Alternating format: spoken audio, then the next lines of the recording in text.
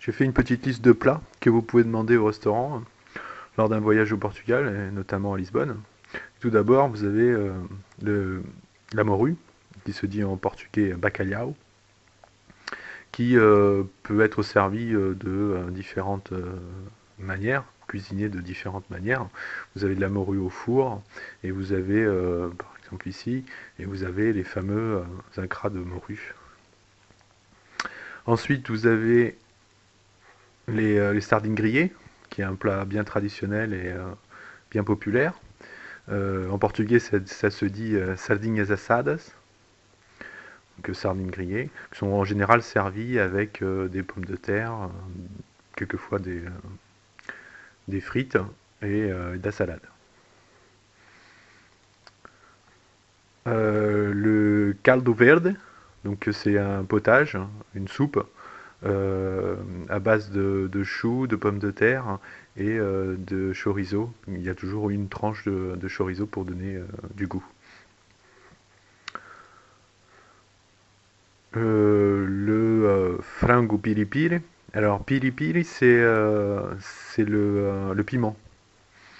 C'est une sauce pimentée qui accompagne le poulet, un poulet grillé.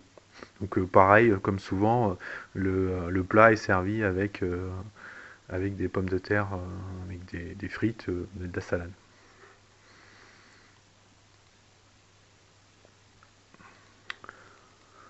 Vous avez aussi énormément de charcuterie, et notamment les chorizos en portugais.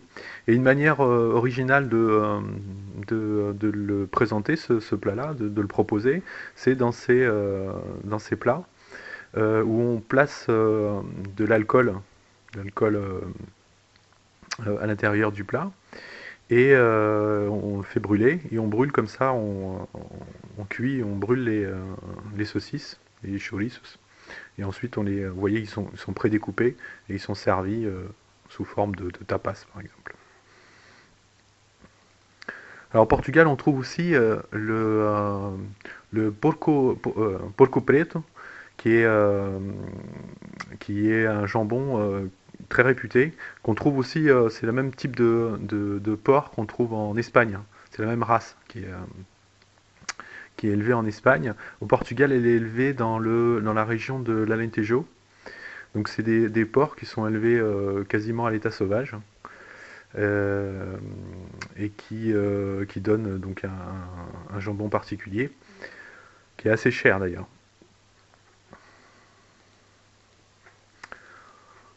Ensuite, vous avez, alors si vous voulez manger vite fait, vous pouvez demander un prego no pão.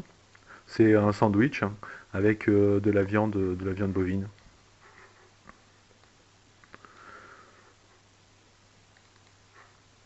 Vous avez aussi l'équivalent du croque-monsieur. Ça s'appelle la fincezigne. Alors fincezigne, c'est à Petite France en fait. C'est euh, c'est comme un croque-monsieur. Donc c'est un peu plus consistant quand même avec de la viande. On trouve quelquefois avec un œuf par-dessus. C'est servi souvent avec des frites et couvert de sauce. La sauce est assez importante, hein. Souvent c'est noyé dans la sauce. Ça c'est quand on a vraiment faim. Ensuite, niveau dessert, hein, vous avez le pastel de nata, pastéis de nata écrit au pluriel. Donc qui est vraiment un dessert typiquement portugais. Et le plus célèbre, c'est le pastel de Belém, qui est vendu dans une petite boutique, donc dans une pâtisserie à Belém, qui est une, une partie de Lisbonne. Donc c'est le seul endroit où vous allez pouvoir acheter des pastels de Belém avec cette marque-là. Sinon, dans les autres boulangeries, pâtisseries, vous trouverez le pastel de nata, qui est l'équivalent, mais pour des raisons de droit, de marque, ils ne l'appelleront pas pastel de Belém. Et puis vous avez énormément de fromages au Portugal. Et un des plus reconnus, des plus célèbres, c'est le queijo Saint-Georges. Alors c'est pas un fromage du Portugal continental, hein, c'est un fromage de l'île de Saint-Georges qui se trouve dans les Açores. Donc c'est un fromage de lait de vache. Évidemment, il y a plein d'autres plats que j'ai pas répertoriés parce que ça prendrait trop de temps. Suivant les régions, vous avez des spécialités locales, vous avez aussi énormément de vins, etc. Alors, l'avantage du Portugal, c'est qu'on y mange vraiment pour pas cher par rapport à d'autres pays touristiques d'Europe. Et ça vaut vraiment le coup d'essayer des plats différents et de boire des vins portugais, des vins locaux.